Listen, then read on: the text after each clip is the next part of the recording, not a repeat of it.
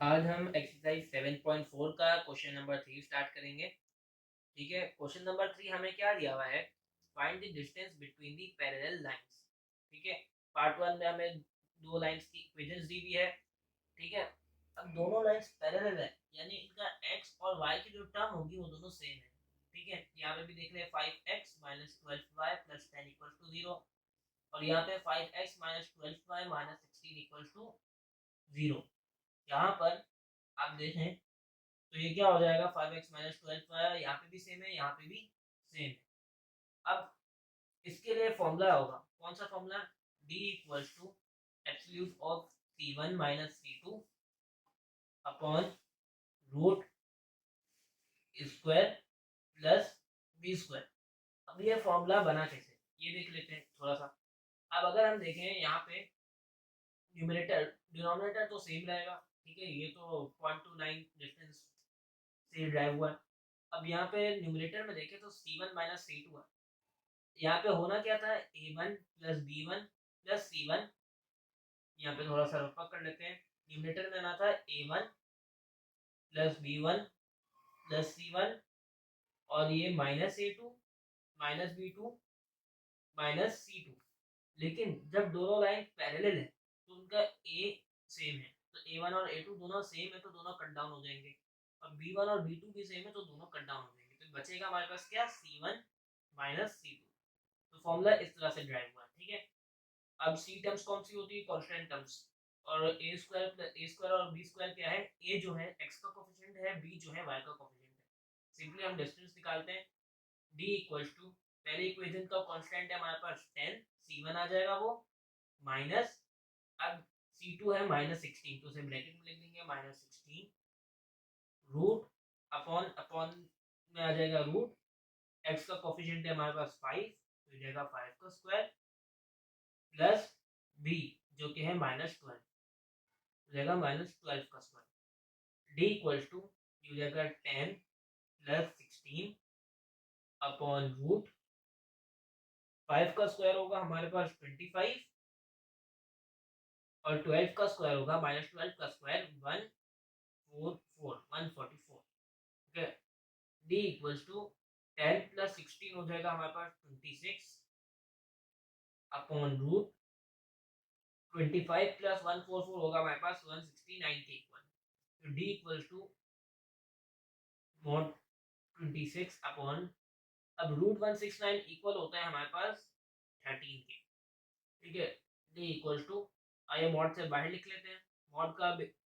Mod का function क्या होता है हमारे पास, नेगेटिव टर्म को पॉजिटिव रिटर्न करना है, और जब पॉजिटिव हो तो पॉजिटिव ही रहती है। ये 26/13, d equals to 26/13 cut down हो जाएंगे, और ये क्या हो जाएगा 2 यूनिट्स, और ये हो जाएगा हमारे पास हमारा फाइनल आंसर।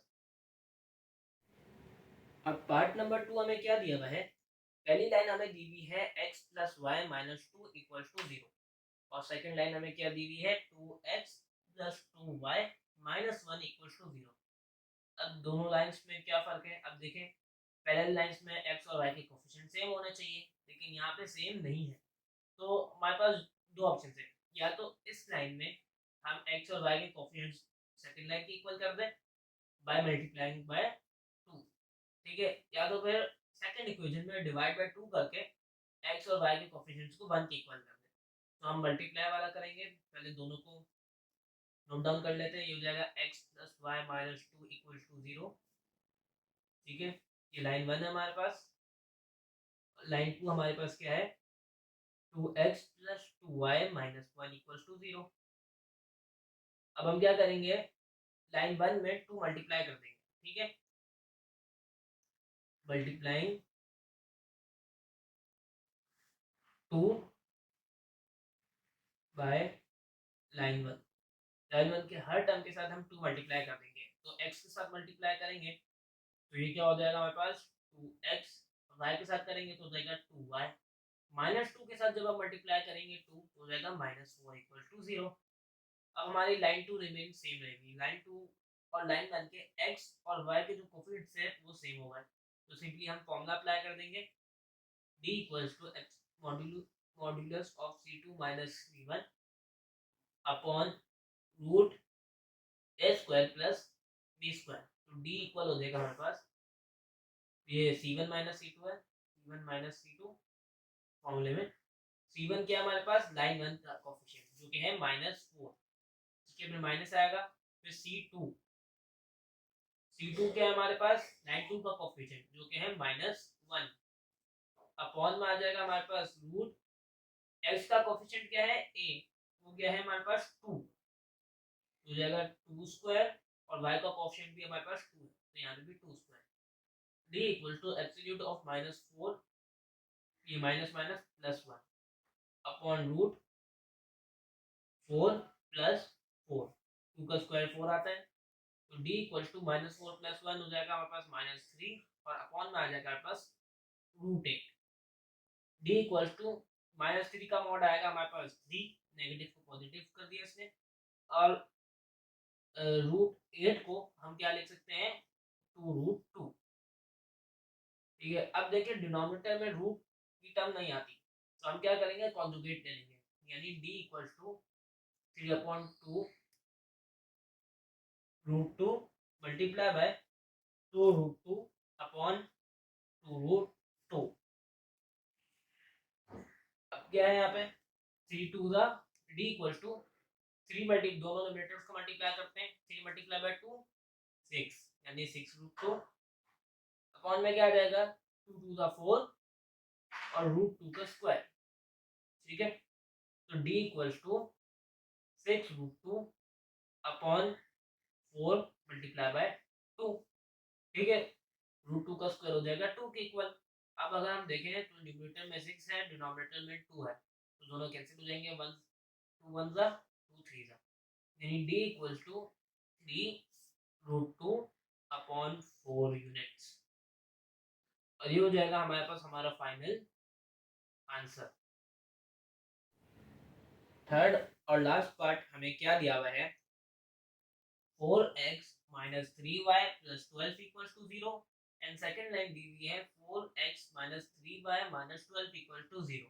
ठीक है, दोनों लाइंस एक बार नोट डाउन कर लेते हैं अपनी आसानी के लिए। लाइन 1 हो जाएगी मेरे पास 4x minus 3y plus 12 equals to 0, and line 2 हमारे पास हो जाएगी 4x minus 3y minus 12 equals to 0।